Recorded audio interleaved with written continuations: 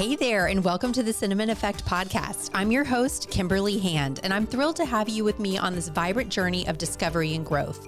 This podcast is your go-to space for embracing intention, where you'll find clarity on your unique path, deepen those meaningful connections, and unleash your creativity like never before. We'll explore how to build unshakable confidence and celebrate the beauty of gratitude, all while savoring the calm that consistency brings to our lives. Thank you for being with me. Let's sprinkle a little cinnamon into your day and make life sweeter, healthier, and more fulfilling.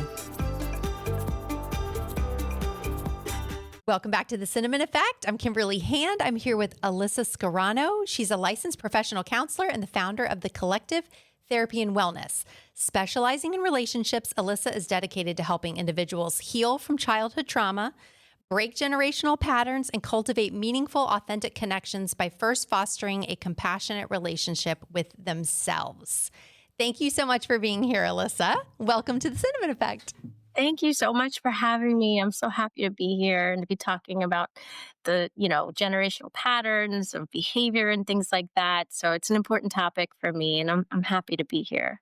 Yes, when I was reading about you, I was like, okay, what do we not talk about? I mean, there's so much that you handle and you deal with your clients that I was like, we need to cover all of these topics. But the one in particular that I think, at least from my own perception, is that breaking those generational patterns and what that means, what that entails to help rewrite your narrative to break these toxic patterns that maybe you've been participating in your whole life, right? Mm-hmm. So I would love to hear how you coach your clients to break these patterns in their lives. Yeah. So, I think the first step really is to be able to identify the pattern.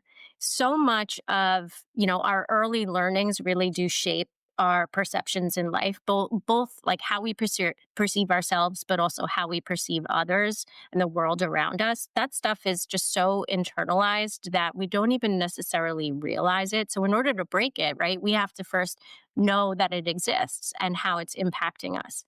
And quite often it's really underneath the surface. So sometimes very deeply that we don't even know how we're repeating patterns.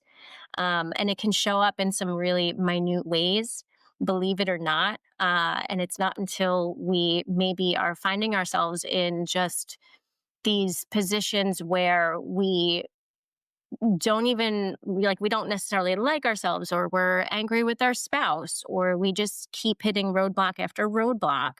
And it's taking a look at what are these sticking points that I continually find myself in? Why are they here, right? Everything that we go through in life, actually, it sticks to us for certain reasons because there's sticky things there to begin with. Right. So, for example, you can't take a match and it lights up on fire just by holding it in your hand. It has to rub up against something. And so, in that sense, when we go through challenges at work or something really like we can't get past it and it just keeps repeating on us, it's because there's something sticky there. So, uncovering what that is can be the first clue that, okay, there's some healing that needs to be done, right? And so I think I can give you an example of how maybe this shows up from time to time. Yes. Say that say that you're married, right? And you're, angry and resentful towards your spouse, right? Because maybe they're not necessarily helping out around the house, or you feel like you're carrying the mental load. But when you take a closer look at like what might be going on, well, are you asking for help? Are you expressing what you want and need? And if not, how come? Was that learned, right? Did you witness your parents kind of take everything on and do everything on their own? And am I inadvertently repeating that pattern of, hyper independence, of not asking for help, and maybe thinking that, oh, my partner should just know? Right. But in reality, Yes. nobody necessarily knows what you need unless you ask for it. Nobody knows what you like or don't like unless you tell them. And then why is it so hard to ask for that? Are there the belief systems of doing so makes me a burden? Doing so means that I am, weak, or where do those belief systems begin? Was I not offered space to ask for help as a child? Right. So first being able to identify, okay, I'm having a sticky point here. Um, what is that about? Getting curious rather than judgmental, which is where we often go. I like how you describe it as a sticking point. Like that it's not that you are a bad person or you're just hung up on this little thing. And so why is that? Yeah. And how do you get there with somebody that doesn't? What if someone's just completely unaware of their sticking points? I guess is my question, right? Like, how do you get there with them, or how do you get there within yourself to figure out, you know what, I'm hung up on this Mhm. one point, and it's resurfacing and it's disrupting my life at the, now. So how Right. do you get there? Yeah. So, when a client comes to me for therapy, it's often the case like something happened at work, or I'm seeing this pattern with my spouse, or, this thing happened and I just can't stop thinking about it. I'm so angry. I'm angry with myself, or I'm angry with whomever in my life. And I can't let it go. Right. Those are the things that, like, sometimes people will come to therapy, presenting with challenges in dating, something concrete that's happening in their lives. Right. And, at least the way that I work with my clients is I'll listening to what those presenting concerns are, obviously, like trying to step into empathetically, like what their experience is. But I also, the way that I work is I'll look at what is your history, not just in terms of like asking questions, clinical questions of like, do you have any previous diagnoses, or are you taking any medications? Do you have any health concerns? Like, sure, we ask those questions. We have to, right? It's part of an intake process. But in terms of, at least the way that I work, is my intake sessions are really looking at the picture of who you are and where that began, right? Within your early family dynamics, your family of origin, what were the early learnings of who you needed to be and how you needed to act in order to, quote unquote, like, survive, in order to have a sense of belonging or acceptance. We develop these ways of behaving, of relating, out of necessity, out of survival. And where did those stories begin? And that begins to uncover, okay, what was my role in my family? What were the things that I had to do in order to feel as though I mattered? Did I have to people please? Did I have to fix? Did I have to be the one that brought humor into the room? You know, was I loved according to the way that I performed? If I did well in school, if I did well in sports, those are early learnings that stick with us, because when I act that way and I do those things, well, what happens is that I get the result that I want, or I get the result that I don't want, right? It's Mhm. one or the other. And so I think looking back at your family of origin, like, who was I in my family? Who did I feel like I needed to be, or how I needed to act, in order to get the love that I always deserved? Right. And so I think that's where it begins, is like the things that stick to us, while they might seem, about our daily lives or our relationships, there's something there of why it either is continuing to repeat, or finding ourselves in these situations repeatedly, or why we can't get past it, maybe. We're stuck emotionally with that one thing. Does that answer Yeah. your question? Yes, it did. It's so thought provoking because talking to so many different experts and just the importance of the early childhood phase where they say like 0 to 7, and just how that shapes so much of what you do as an adult. I have a 9-year-old and I still think about that all of the time. And I do think, we try our best. And I told my husband, I said, Yeah. we are trying our best, our absolute best.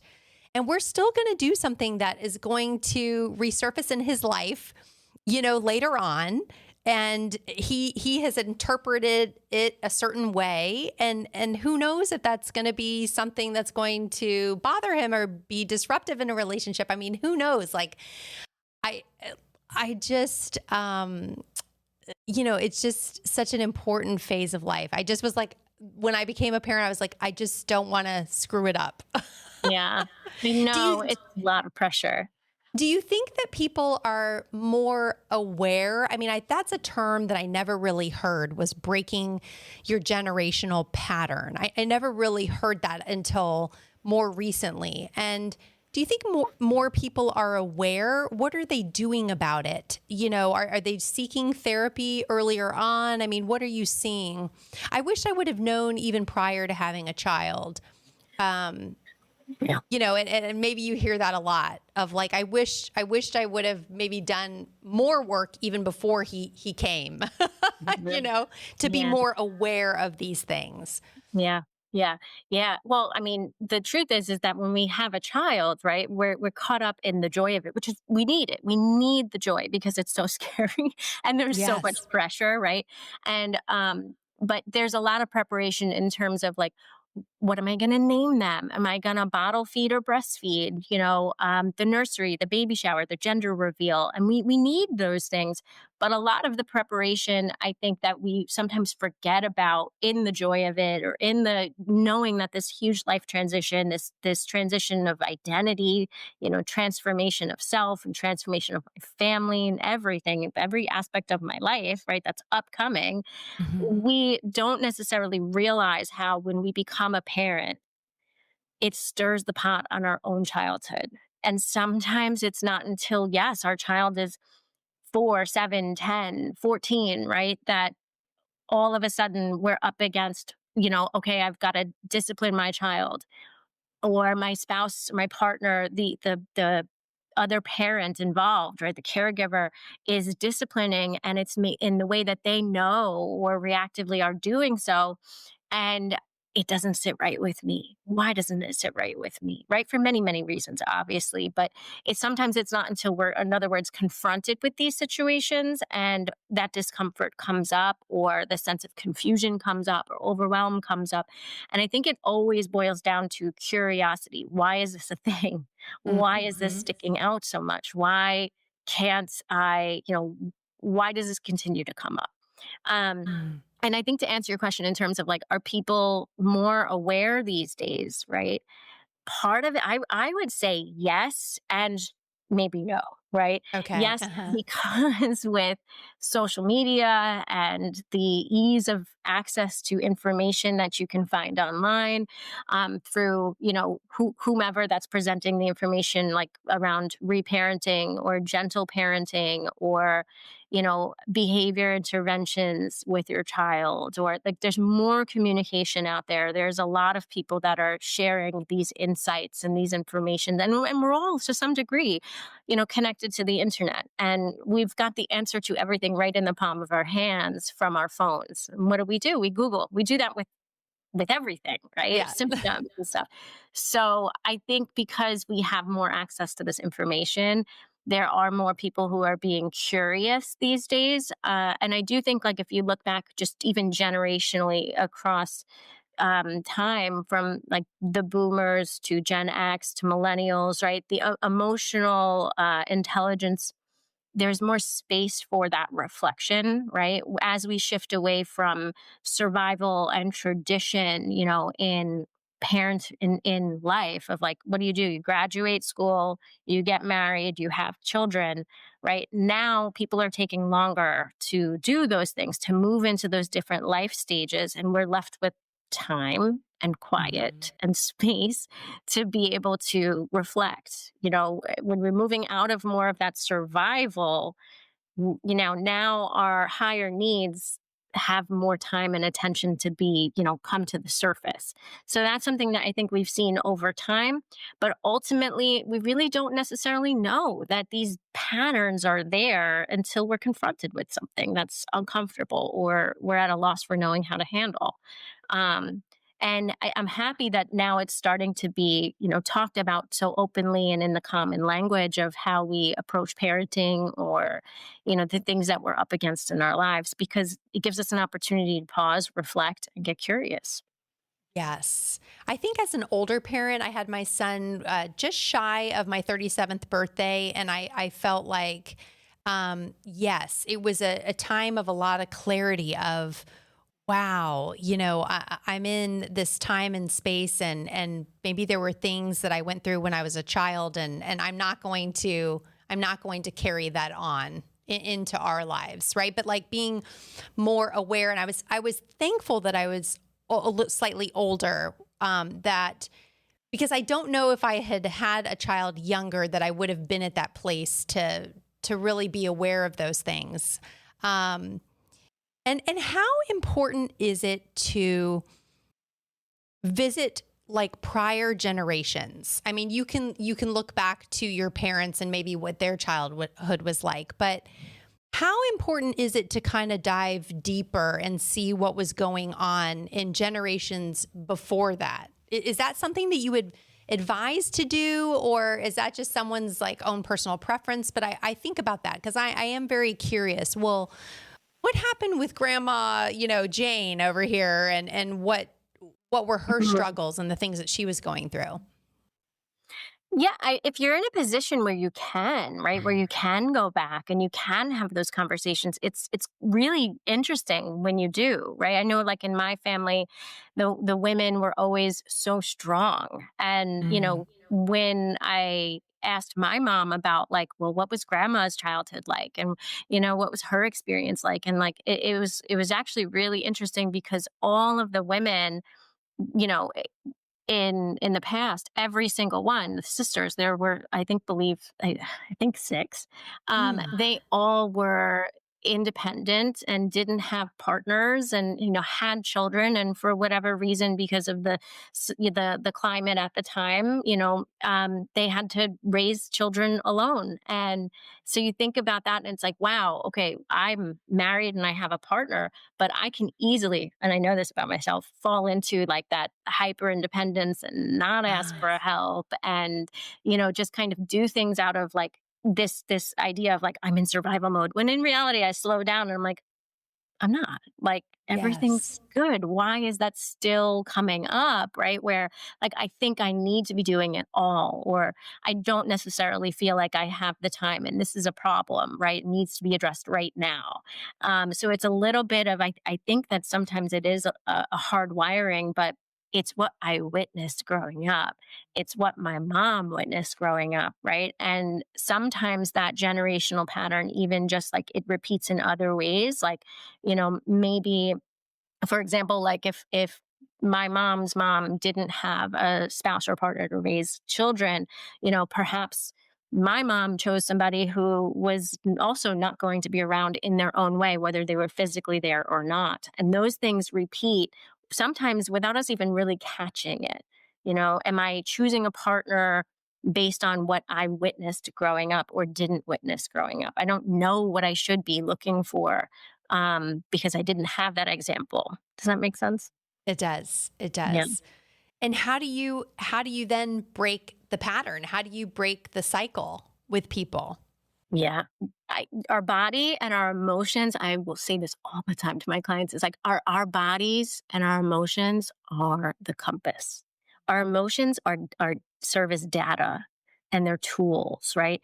And we, I think, are sometimes still really caught up in like, this emotion is bad. It doesn't feel good. Therefore, I am bad because I'm having this emotion, right? It means that, there's something wrong with me. As much as mental health is talked about and we have access now and there is more acceptance, there still is that belief of like, there's something wrong with me because I'm having this emotion. When in reality, like, our emotions serve as tools for or identifying cues for something that I need that I don't have, or something that I need and I haven't been getting. So, for example, like anger serves, I mean, it serves such a purpose, but yet we're told, don't be angry, calm down, stop being angry, right? We're told that. But anger serves as a marker for something unfair that I experienced, some sort of injustice, which deserves space to be had, really. So then what does that anger tell me that I need? It means I need kindness, or I need a sense of being loved, or a sense of fairness, right? So how do I get that? Well, I can assert myself. I can ask for it. I can put my foot down and say, no, this is not okay. Right. But if I'm told, don't be angry, I'm bad for being angry and I have to resist that and push it away. But anger, I mean, there's so much that that stands for. And then the same thing with any emotion. Sadness. Sadness signifies a loss of some kind or disappointment, an unfulfilled wish. So what does that tell me about what I need? Well, maybe it means that again I need compassion or I need self-acceptance. And we, I think, rely so much on the external, right? The outside world, or on having something to make us feel better about this thing that we don't have. But the way life works, we can't always at least immediately get that thing, right? Yeah. So, but we do have the power to validate ourselves. We do have the power to assert ourselves, to set a boundary. And that's where I think the shift maybe still needs to kind of happen, especially as we live in a world that is so immediately gratifying, you know? Hmm. So the tools I think that really help us get there is our body, right? What do you feel in your body when you're in that sense of survival? Is it a sense of I can't breathe? Is it a sense of pressure? Is it a sense of like bubbling up in the belly? How am I sleeping? Do I feel restless? Like your body is cluing you in to what is going on emotionally, but then your emotions are there to be like, hey, this is not okay. You're missing something. And so, looking at all of those things as signals of this inner part of me that is experiencing something profound. That's interesting. Taking note of what the body sensation is when you're feeling that way.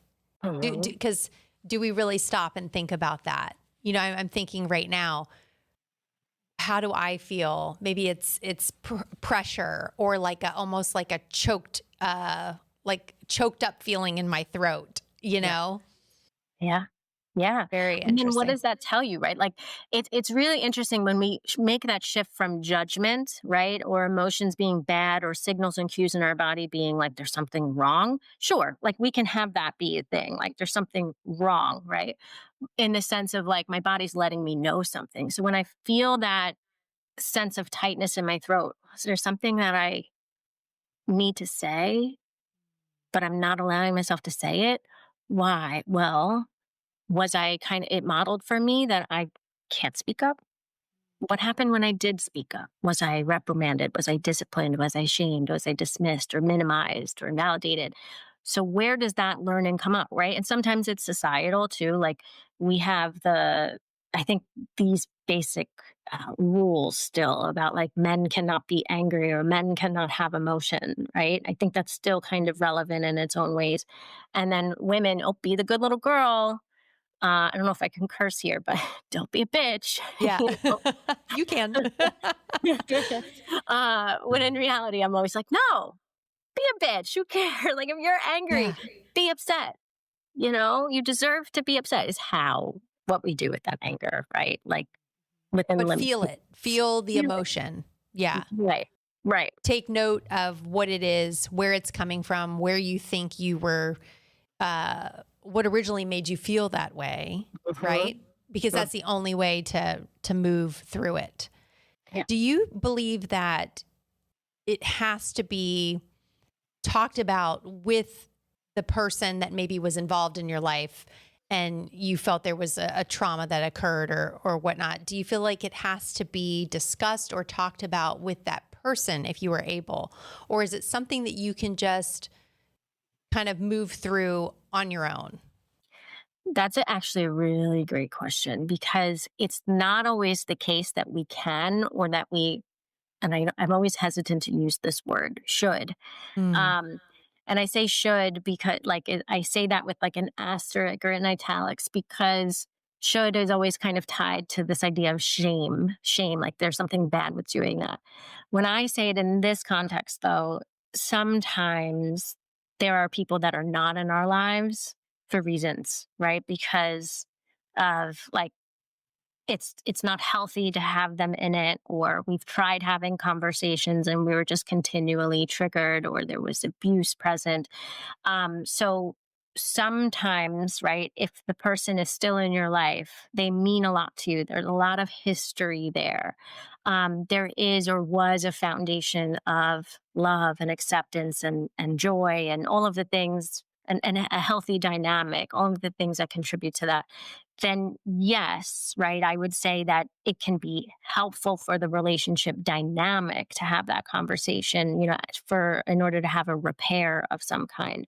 But in terms of like the emotional healing, internally, that is something that happens internally because we can have a conversation. I think we've all been there, right? We have a Mhm. conversation with somebody to try and repair a conflict or a rift. And maybe the way the conversation goes, it's not quite like it doesn't match up to what we wished or Mhm. envisioned. And it may not because people can only give us what they have access to at the time. So that true emotional healing and validation, and I say this unfortunately, comes from within, but we're so used to looking outside of ourselves for the thing that we need when really the only true anecdote is giving it to ourselves, validating our feelings, validating our experience. Sure, you can assert yourself, but it doesn't always mean that it's going to be received in the way that we had hoped or wished. So, long way, Yes. shorter way of answering your question is like having that conversation with the person. It can repair the relationship dynamic, right? It can, if there is a foundation already in place or there was. But the true healing does always come from within. Yeah, that makes so much sense. And when you say it has to be received on the other end, we've all had those conversations where we're like, "Whoa, I did not think it was going to go that way," right? Where you're like, "Oh, that's not the outcome that I was thinking was going to happen," right? Yeah. But yeah, that's the true healing is feeling that within, knowing that you had that feeling for a reason and being able to kind of move on from that. Hmm. I think that's powerful. Again, it's like what exists in you, it's not this external person. It's like what exists in you and what you can heal and move on from. I think is important for Yeah. people to understand. That's like a beautiful concept if you can do it. Right? Yeah. And the reality is like it doesn't have to be perfect and it's not always going to be easy. And that's just no matter how it looks, it's not a matter of like, like like a reflection of yourself. It's a reflection of like it's just really hard to be human sometimes, Mhm. especially in our world, right? Yeah. And I think as long as we're consciously connecting with our inner needs, then and we're making that effort with ourselves, and that's where it matters. I love that. I also want to talk about because you've got so much, and I feel like we've um, discussed the generational patterns and breaking that. Um, what about breaking free from negative thought patterns? Mhm. Mhm. How because maybe that some of that coincides with each other, but Mhm. how do you break free from those negative thought patterns? Yeah, I do think that those thought patterns, right, they have roots somewhere, right? Hmm. We learn how to talk to ourselves through our own self talk, the way that we've witnessed other people talk to each other, how our caregivers or the people who are important to us, or authority figures in our lives, people we look up to, the way they spoke to us, right? That becomes how we learn how to speak to ourselves. So if I, for example, heard my parents speak negatively about their body. Well, that becomes like now in my wheelhouse of my language of like what I know to be a descriptor for a body in general. And so part of, I think, breaking free from negative thoughts is okay, well, acknowledging like this has roots somewhere, right? That's another indication of like, oh, it's just a sticking point here. There's a reason that this narrative is still true, right? And it's a tape that sometimes like is playing in our minds on like a low volume, maybe almost all the time. And then something happens and the volume goes up, right? So it's a matter of almost like rewriting or re-recording the tape. And that comes from validating yourself. It comes from, being curious with yourself rather than judgmental. So it is a matter of being like an active witness to what your experience is rather than just relying on, the old definitions that you've, um, what's the word, attained from previous experiences. I think where we try to be just like the person watching the movie, right? But in reality, we're creating the movie of our lives in every single moment. And so you get to choose, what do you want to focus on? Is it that tape that's like from years ago and maybe like passed down from generation to generation? Or do I want to write my own? Are you like actively correcting yourself? Like say I'm like, "Oh, Kimberly, you just can't do anything right." Right? And then are you just correcting that thought with like, "Oh, but Kimberly, you are, I don't know, something positive." Like, is that how you would do it? Yeah, yes, yeah. I think honestly, sometimes that's not always accessible, right? Like, Mhm. I'm going to be real. Like, I know that there are times like some clients or some people in life where they hear the word affirmations and they're like, oh my goodness, here we go again. That woo woo stuff. What, you want me to write it down and say it out loud to myself, look in the mirror? Like, sometimes that's the response to those kinds of things. But essentially, yes.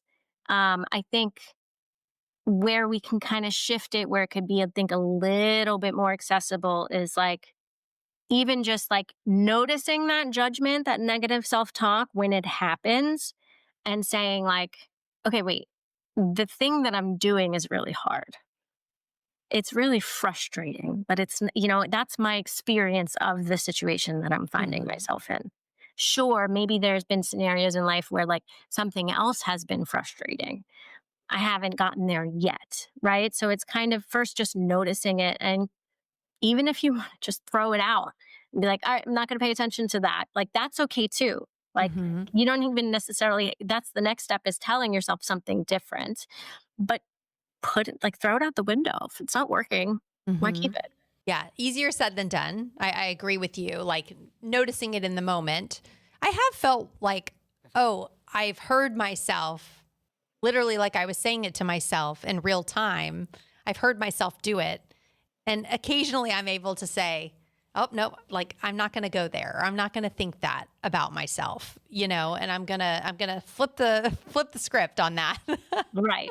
I mean, what we're talking about here is coping skills, right? But Mm. the true healing comes from like, okay, well, what really is that negative self? What does that stand for? That negative self talk or that negative thought, right? Does it stand for an emotion that I've never really been able to have, right? Does it stand for like sadness that I hold from within about like just belief of what I believe I'm capable of, right? Like that's the processing that's underneath that thought that maybe is coming up.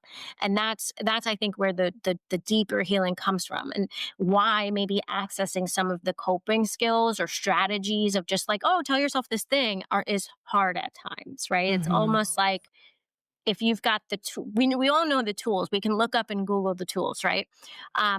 But and we might put them in the back of our shed and say, I've got it. Like I know what to do next time. But it's in the back of the shed and there's other stuff in the way. So we can't get the tools. So that's why it's hard, and recognizing like, okay, the times when it's good and I got it, like giving yourself credit for those times because that was significant. But the times where it's a little harder to access, again, slowing down, getting curious with yourself. Why am I still sitting here in this space, like thinking it? Now, reality is, I know we're moving from a 9 to 5 or an entrepreneurial type of work day, and we've got kids and we've got to go do the next thing. So to sit here, as I say, like, all right, slow down, do that self reflection, you're probably like, what time? What time, Alyssa, Yeah. do I have? Right? Like, you're asking me to take time to take a pause. I can't. Like, I get it. I know. So that's why self care comes in. Like at the end of the night, like maybe it is a matter of like taking 10 minutes to yourself and just slowing down and doing something for yourself where you can reflect, whether it's journaling or just internal reflection or talking to somebody that you trust and that, you feel loved with. That's where that can happen. Those little moments. Mhm.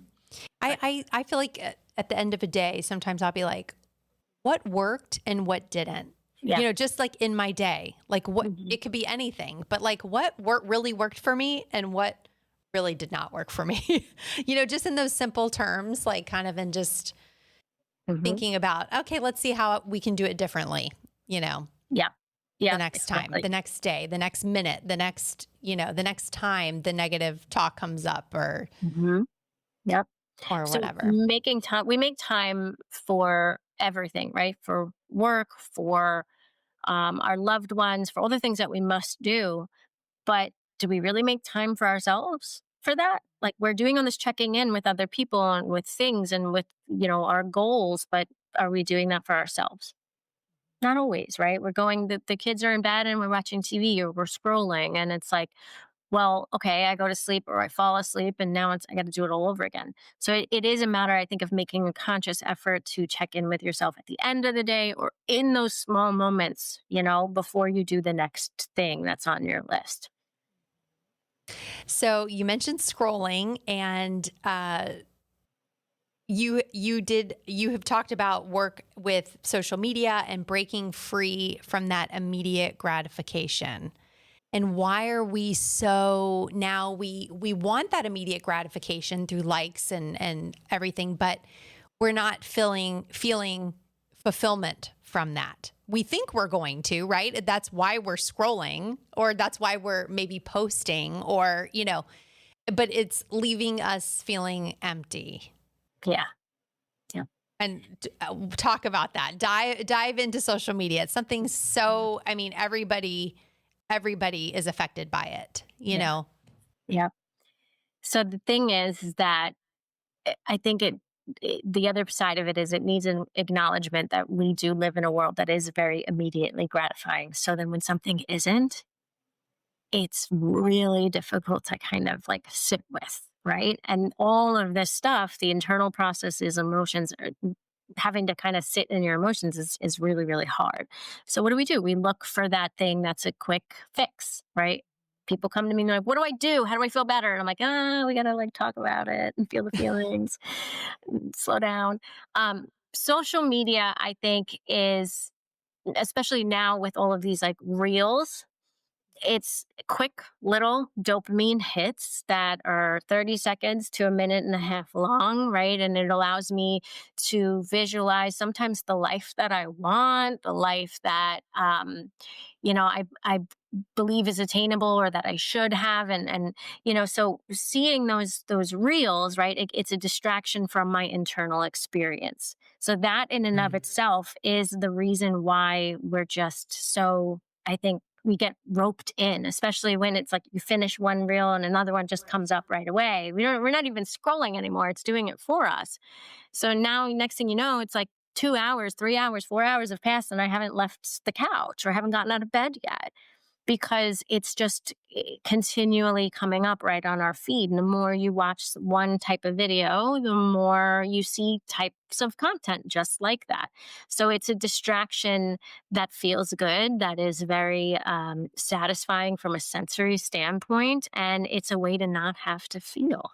We're just numbing Mhm, ourselves. Is there mhm. any, like, from your perspective, is there any, like, do you tell your clients that a certain time limit spent on social media is like maybe no more than 15 minutes? Or do you have any guidelines for people that are wanting to keep it in check for themselves? I think a lot of people are really aware, and a lot of people are aware of scrolling, mindless scrolling, and they're then aware of how much time they've wasted. But like, do you have any guidelines to help people keep it in Yes. check? Yes. Yeah. Eh, I do. I think I'm very realistic, right? Like to say I'm just gonna not look at social media ever again, like cold turkey. It's not realistic because we live in a Mm. world that is so connected, right? I mean, if you can do that and you decide to do that, then I really give you a lot of credit. Um, but sometimes people do find that that is maybe the only way that works for them, and so be Mm. it, right? Um, I think that if you are going to continue to use social media, then it is a matter of maybe having some strict boundaries around it. Maybe, yes, setting a timer on your phone. I think a lot of the time, especially my neurodivergent folk, it's like you need that external cue of like, hey, okay, you've been doing this for an hour. And whether or not you stop, it's like, okay, well, that timer went off and I surpassed it, right? Hmm. That again, it's an indication of like, well, how come I didn't put it down, right? Um, so yes, you can set a timer. You can, you can even just kind of hold yourself accountable. Say that you're doing something, you actually have to be out of the house, or you're on the bus, or you're on the train. Like eventually, you're going to come to your stop, right? So those might be the moments or the times where you can do it, because you're not necessarily, actively focused on something else. Something that I think overall, though, is a better thing is if you have something else, like at night, whatever time of day that you're finding yourself like scrolling and kind of getting sucked into the black hole of that, is if you have some other activity that you like to do that is fulfilling, do that first before you get on your phone. So whatever it is, if it's a matter of like, I like to stretch at night, or that's something that really used to make me feel good about myself, or meal prep, like do that thing first. And sometimes because the way the mind works is we have one thought, or we start something and now we have a new thought, because the mind is meant to think. So do the other thing first. Does that make sense? Yeah, I like that. That's a great tip. Go take a walk or whatever it is. Yeah, I like that. And then maybe you've lost interest in, or you don't even have the time to do it after Yeah. that, right? Yeah, exactly. Yeah. And I think my big thing as my approach is like really getting curious with yourself, like something that is often a point of discussion, and it's kind of interesting when you really take a minute to think about is like, what does my feed look like? Like, what am I listening to? Right? What am I watching day to day? Like, how is that potentially affecting my outlook or my mood? And when you start to incorporate that into your daily kind of living, or even weekly reflection, maybe, it gives you an idea of like, wow, you know what? This week I've been pretty negative, but the feed that I've been really listening to throughout my day is like all about the negative things in the world. Like, as much as we need to know what's happening in the world, but how much am I, really allowing this stuff in where it's affecting every part of my, perspective. Yes. Um, so that's an interesting one when you do that reflection, maybe on a weekly basis. Like, what is my feed? Is it funny cat dog videos? Like, okay, cool. Hmm. That's not really like, that's doing nothing but bringing me joy, right? Yeah. But maybe it also is a little bit mindless, and I need a little bit of, some more stimulation, intellectual stimulation. Then, yeah, maybe switch it up a little bit. Yes, yes. I agree with you. You can curate your feed to be positive or negative, and yeah, really take that in. And sometimes maybe I'm on social media and I'm like, oh, like I feel aggravated or something after. So what was it that I saw that made me aggravated?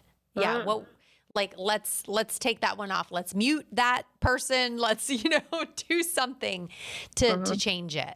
Yeah, the And mute, I feel like the mute button is very powerful. And if you haven't muted someone, do it because you'll feel great. yeah, yeah, sure. I mean, um, yeah, I think the AI algorithm for, I think, the social media feed is actually a really good metaphor for like our negative thoughts as well. Like it is a matter of like, if all I have to do on my feed is just quickly swipe away a video because I'm noticing like this has a negative effect on me, well, then why can't I do that for my thoughts? I Mm. can. I can. It's the same thing. So you can look at like what's showing up on your feed as a pretty good depiction of like what's going on internally for you, like where you're at. Why is that all of a sudden my feed? Why did that stick out? And now I see it. So I'm just seeing it reinforced over and over and over again. But if I can switch up my feed on my phone, I can do it internally too. It might be a little harder. I'm going to be real. I know it is, but I do have that same ability, right? The way the mind works is very similar to how AI works. The more you think about something, the more you're going to see reflections of that reinforced wherever you are throughout your day. Yes, it's scary. And if you're talking about it with a friend, you will see it as well. you know, Yeah. like your phone will hear it, and yeah, so That is a look at your feed and see where your thoughts are going. Hmm. Yeah. I think another little tip in that same way is like, if you consider that everything in life is a mirror of what's going on internally, right? So your space. If your house, your apartment, your room, your personal like space is maybe disorganized or messy, okay, what does that tell me about what's going on internally, right? Like, have I prioritized my own self-care? Have I kind of let things go for myself? Am I, rushing through life and I'm not giving myself time to slow down, so everything's kind of in disarray? If that's happening externally, there's a good chance it's happening internally too. And I can, even if I don't clean my whole space, but I make my bed, that's one thing I did. Yes, I'm big on the personal space and Yeah. keeping it tidy because I think that I know for myself, if it's messy, I just can't even think. It's, it's like, I can't get anything done. I can't think. I have to have like a tidy space. Yeah. Yeah. And we might not be able to control anything in life really outside of us so much, but we can make our bed, and like that, Yeah. your home can be your one place of solace or your personal space. That's your first win of the day is if you can make your bed. Yeah. Yeah. I love that. Alyssa, this was such a great conversation. Thank you so much for coming on. Will you tell everybody where they can find you if they'd like to connect? Absolutely. So, yeah, so we are a virtual mental health private practice and we service clients in multiple states. So, if you are located in Florida, Missouri, New Jersey, New York, or Texas, and you're looking for some therapy, we can help you out. We do accept insurance as well. And I think the best place to reach us is our website, and that's www.collective-therapy.com. Awesome. Thank you so much, Alyssa Scarano. Thank you for being here. Thanks for tuning into this episode of The Cinnamon Effect. If you enjoyed our time together, don't forget to hit that follow button on your podcast app and sprinkle a little love by leaving us a 5-star rating and a quick review. Your support means the world to me. For even more goodness, check out the show notes where you'll find links to some of my favorite products. And don't forget to visit thecinnamoneffect.com to connect with me directly or to grab your TCE gratitude journal, your next step towards a more grateful life. I can't wait to spice things up with you again next time. Stay vibrant, stay inspired, and remember to add a little cinnamon to your life every day.